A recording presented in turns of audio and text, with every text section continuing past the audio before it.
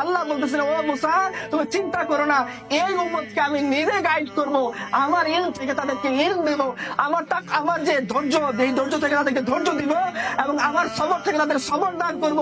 এই রসুলের দোয়ার কারণে যে রাতের বেলায় উঠে দোয়া করতেছেন, তার দোয়া এত বেশি করুণ ছিল, সিজদা এত বেশি লম্বা ছিল, আর সে আজিমের উপর থেকে আল্লাহ তো সব দেখেন। তারপরে তিনি তার ফেরেশতা জিবরিল আমিনকে পাঠাইছেন, যাও আমার রাসূল এত বেশি কেন বেচাইন তাকে জিজ্ঞাসা করো, আল্লাহ সব জানেন। তারপরে তার রাসূলকে সান্ত্বনা দেওয়ার জন্য এই জিবরিলকে পাঠাইছেন। জিবরিল আমিন আলাইহিস সালাম তিনি এসে জিজ্ঞাসা করতেছেন, হে মুহাম্মদ আপনি কেন কাঁদতেছেন, কেন আপনি কষ্ট করতেছেন, কেন সারা রাত ধরে একটা আয়াত করতেছেন যে আল্লাহ তুমি যদি তাদের মাফ করে দাও, তারা তো তোমারই বান্দা।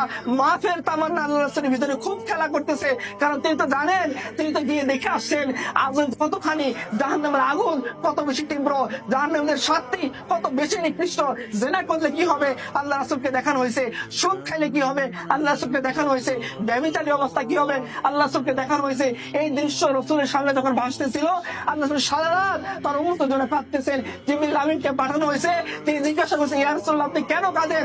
আল্লাহ রাসূল বলতেছেন, আমার উম্মতের অবস্থা কি হবে। তিনি আল্লাহর কাছে গেছেন যে আল্লাহ সে দুনিয়ার জন্য কাঁদতেছে না, সে এই জন্য কাঁদতেছে না তার বসার মতো একটা ভালো চেয়ার নাই, সে মদিনার মসজিদ নববীর মাটির মেম্বারে বসে পুরা ইসলামিক খিলাফত বর্তমান করে, এই জন্য সে কাঁদতেছে না, সে এই জন্য কাঁদতেছে না।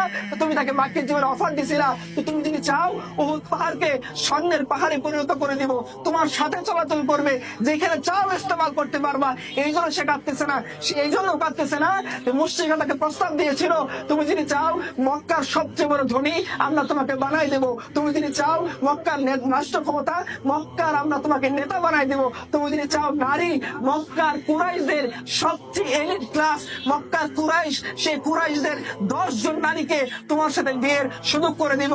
এই অফারটার মিস হয়ে গেছে, এই জন্য রসুল কাঁদতেছেন না। আর রসুল কাঁদতেছিলেন কিভাবে আপনি এবং আমি জাহান্নাম থেকে বেঁচে জান্নাত যেতে পারি।